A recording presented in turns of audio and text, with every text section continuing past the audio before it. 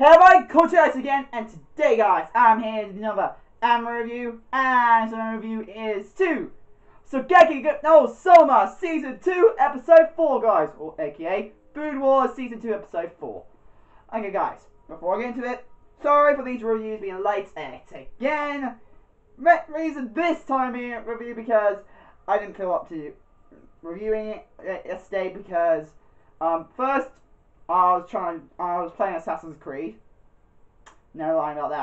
I was playing Assassin's Creed Brotherhood, because some of you might know, but I've been lately playing the Assassin's Creed games, which because I was interested in the series for a while.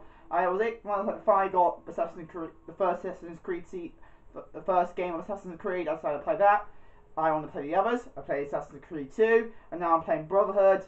And yesterday I was doing like pretty much an all-day game of Brotherhood or of Assassin's Creed Brotherhood. So, and also we had other people come over at night, friends of mums come over at night. So I couldn't do anything really at all then. So yeah, that's the main reason why I didn't do any many videos yesterday. But So I can review then, but anyway, so yeah, guys, I'm here to do another anime review of Shokugeki no Soma Season 2, Episode 4. So let's get into it. Now, in this episode, the King of Stalkers has come. That is the nickname of the don't fully remember his name, but you know, the big guy, that fucking big guy who you guys remember, who fucking stalks people, who from last episode. We find out his nickname is the King of Stalkers. Oh, so that is his nickname, the King of Stalkers. Wow, we got the King of Stalkers on us. Oh fuck. And literally, King of Stalkers has proven why he's the King of, because in the match, I'm just gonna browse. I'm not gonna go into details about it. I'm just gonna bluntly say it. He fucking won against Odini. He fucking took Takumi Odini down with fucking ease. Like, he damaged his pride. He damaged Takumi's pride. King of Stalkers really damaged his pride, because you remember how he insulted his brother, and pretty much we found out the way he does his cooking. He pushes his opponents, he pushes his people, he's facing against in a cook-off, he pushes them over to Shokugeki, and we found out in tournaments and stuff, Shokugekis are not that common to be found out. Like, Shokugekis don't usually happen, so it was a big shocker when everybody felt like Odini and King of Stalkers is doing a Shokugeki. That was shocking to them. And what I understand what the Shokugeki was over of, it was pretty much the pride of Odini. King of Stalkers wanted to damage the pride of Odini. He really wanted to do that because he wanted to make sure he felt bad, pretty much, in other words. And he decided to use Shokugeki because the price was that he has to give the Masashi the... Actually, I got one, so I actually could show it. Let me see, where did I put it? Okay, there we go.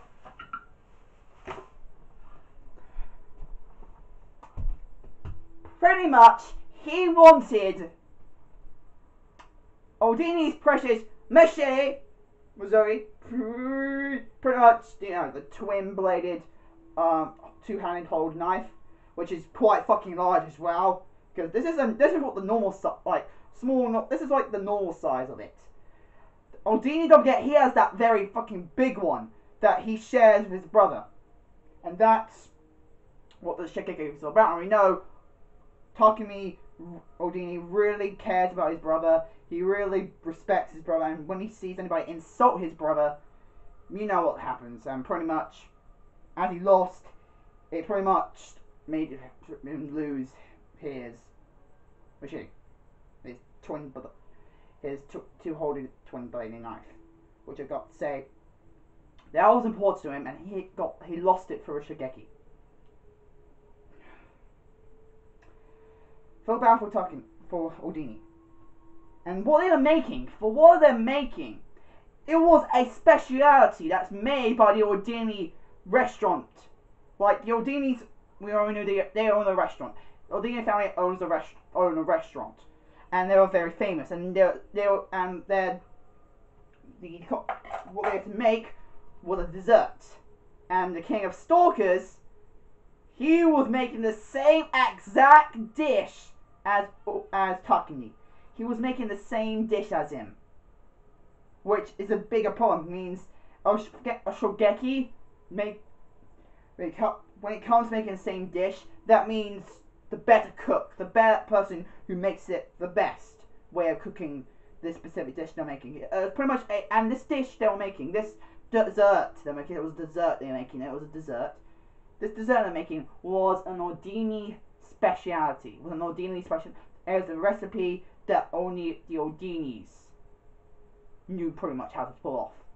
Which that means, but that means, of course, thanks to King of Stalkers, thanks to him stalking Ordini, he learned the tricks of how to make this dish, and also added twists to it. Because the way he won, because he twisted the ingredients, he decides to twist them by adding his own elements to the dish, which, for a brute, he does a feminine side to it. He does have his feminine side to him when he cooks, which is surprisingly for his character. Well, not fully surprising. You have seen characters like that look very muscular and very scary, and you find out they have a more laid back, more cutesy-like attitude to them, like a freaking weakling attitude, you could say. But we already know he doesn't really have an attitude. But just saying, I can't deny King of Stalkers, he's a fucking good cook, and his assists are fucking. But the way he does things, the way he does it, I fucking hate it. But the reason why I can't respect him as a chef is the same reasons why Yukihira cannot respect King of Stalkers as a chef. For the exact same reason. I'm not gonna say what they are. If you want to know what his reasons are, go watch this episode. If you want to know what Yukihira thought. Because at the ending song, Yukihira says what he wanted. It says his opinion about King of Stalkers. And we found out at also near the end who the next matchups are for. The next day's round, the second round of the second round of the second round of the semi-finals. So they have to go to, and we find out the pairings, and we now find out that Yukihira has to face King of Stalkers, and of course King of Stalkers, with his cooking style, he challenges Yukihira to a shogeki. Oh, also we found out King of Stalkers, before he faced Ordini, he won all of his matches. He won all of his matches. He won all his shogekis. King of Stalkers won all his shogekis, and he faced 99 people. He faced 99 people, and he won all of them. He won all the shogekis, all 99 people, and Ordini is now the 100th. So he won 100 shogekis. So he's aiming now. Next round, Yukihira is his 101th challenger, which he forced, and the way he forces Yukihira, I'm going to say, Yukihira, I'm glad you're gonna beat him. I'm just gonna say I'm glad you're gonna, because this element, if you've been into me, because if you guys can't tell, this is Shigeki no Soma or Food Wars is a shonen anime. It's a shonen anime. For anybody who does not know. Like, it's related to Naruto, Bleach, One Piece, Dragon Ball, like all those well-known anime. Oh, Fairy Tail as well. They're all shonen. They're all shonen. And Food Wars is also in that category. Even Yizakor is actually a shonen as well, if you guys don't know as well. It's surprising, but they are shonen. That means the particular so you guys don't know, it is a shonen. Shigeki no Soma is a shonen. So, and the way it shows its shonen elements is the 7th thing, like 7's come up all the time because shonen anime, they always have that addiction to number 7, and that does come up as well, which is annoying, but, well, not fully annoying, but it does come up quite a lot, and it does get a teeny bit annoying. But also, I'm just saying, and also, the way it's competitive, how, even though it's not specifically a fight scene, the cooking is like a fight scene, and they do it in a way how, like, shonen anime does its fight scenes, which I've got to say, fucking yeah, it's so fucking intense. And the way they cliffhangers, the way they enhance some scenes, because some scenes are quite short in the manga, but they end up enhancing them for longer periods, which gets quite annoying as well. Which I have to give at least give Shogeki a bit of props about, because they do cut that down a bit, but they do do that quite a bit. But just saying, King of Stalkers, and it's all when it comes to anime, when it comes to the main male character, and of course, main characters of shonen do sometimes lose, but that's only because the reason why they have to get stronger. That's news to make sure they get stronger, and when they face them again, they win against the person they lost to previously. That's how it usually works, and there is a way you can tell who's going to win, who's going to lose, by just looking at the character and how they act, and actually you can tell by their cooking. In this case, by their cooking, you can tell by their style. There was actually a way you can. That means that person actually had a certain win against the main male character, and of course, but as you can tell, but there is a way to tell that you may think this guy might beat Yuki, might beat the main male character, but in a way you can tell why you can tell that there's a way the main male character could win, even though maybe at the start of it he had a disadvantage, a terrible disadvantage.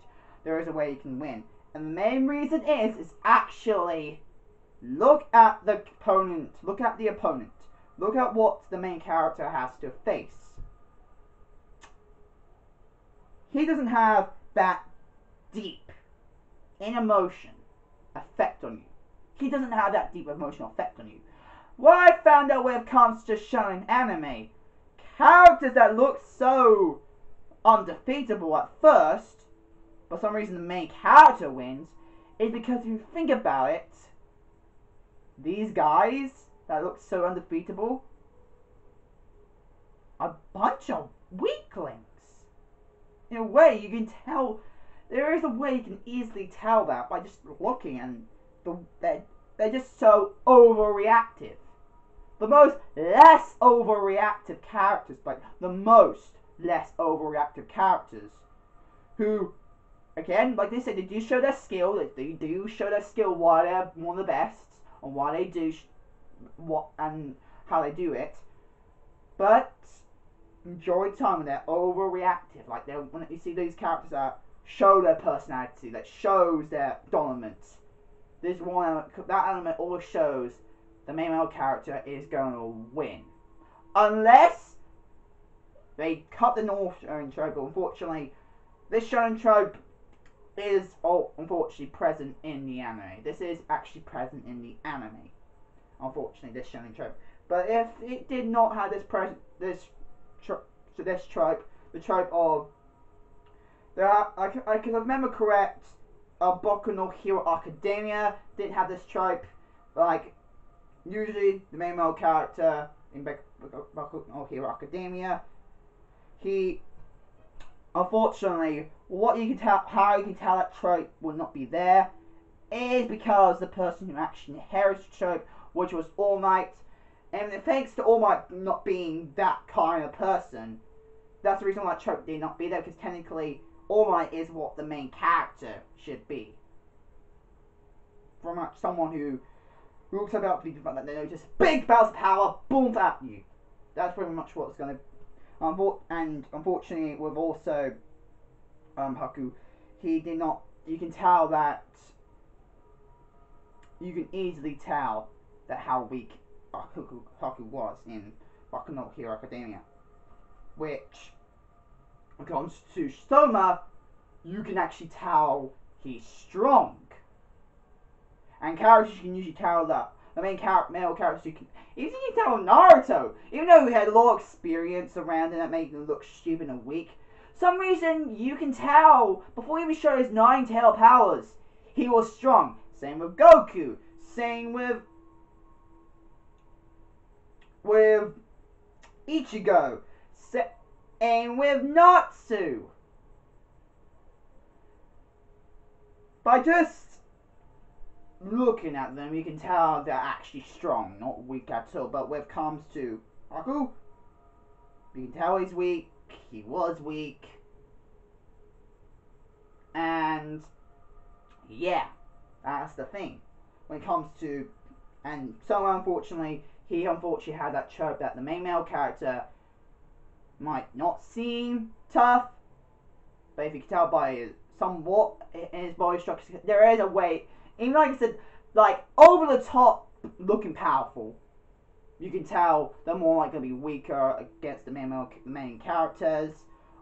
But someone who is pretty much average, if you think about it, just average, like average looking, maybe with somewhat bit of muscle to them, but that character looking trope to them that make them, you can show they have some form of muscle there, and also but they do show their weaknesses sometimes, but for some reason they have this hidden power within them. You can easily see that in the main male character, unfortunately.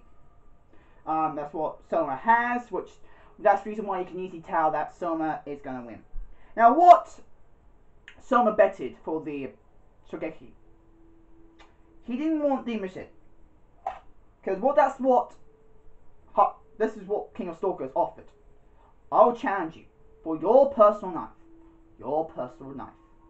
For the machete. Pretty much, that's what he betted for. But Yukihiro didn't want that. What he wanted is that he gives it back all, technically 100. That's including the machete, but he says 99, but it's technically 100. But he wants to take back and technically give back those 99 / technically 100 items that King of Stalkers took from these people, all the 100 players. That's including Takumi, Ordini, items back, so he can give them back to them. He can take those items back to the people that King of Stalkers won through. But unfortunately, that means the knife that Yukihiro owns wouldn't be enough. So King of Stalkers wondering, why do you want what you're going to offer me at the end? That's because unfortunately part of Shogekis is that, if you guys who don't know about this, some reason why they're watching this, they don't know. But Shogeki, the way it works, that if they're going to offer something, the person you're offering to, the person you're facing also needs to offer something that's at equal value. In other words, for example, again, this machete. You need to give something equal value. If it's a precious machete, that means you have to give them something precious as well. That's to you. That is in the same level as that weapon, as that specific item. So that means the knife in this case would have been the case. But as someone wanted all the 99%, the 99 items that the King of Stalker took from the 99 of players, of opponents he faced, that means Soma had to give something else out equal value. And that equal value was him quitting as a chef. If he loses, Yukihiro will have to quit being a chef. Which, just from saying that, it's obvious. If you guys cannot tell from his body structure, just that saying, Yukihiro, if he loses, he will quit as a chef. That will instantly tell you Yukihiro's gonna win. Literally, because the way it's presented, how determined Yukihiro was, and also the animation around him, it's obvious that he's gonna win. Because ban something like that on an anime that is focused on the main character cooking, actually focus. That means it'd be weird for them not to be cooking if you lose it, unless there's a character that tries to win it back, which unfortunately might not could be impossible. Literally impossible, unfortunately. So yeah, that's what I'm saying. That's just Yuki saying that. We know Yuki is gonna win, which I can't wait for. But I can't wait for that. I can't wait for the next episode because I really want Yuki to fucking thrash King of Stalkers, fucking thrash him to the core. He fucking deserves it right now. And that's all I got to say. Now, animation, like I said, with the part with Yukiya, the rest of the animation looks fucking good as usual, even with King of Stalkers. His animation scenes are fucking good. I cannot deny that. And I really like this episode in a way. Even though I didn't like the character, I like the episode in general and how the character is portrayed as well to make sure the episode was good. So yeah, and that's all I've got to say. Anyway guys, that's my anime review to Shokugeki no Soma Season 2 Episode 4, aka Food Wars Season 2 Episode 4. Hope you guys like it. Come on, chat fans today. If you guys want some ML, go on the description down below. My address is there, and yeah. Hope you guys like it. Like and subscribe, and I see you guys later. Bye guys!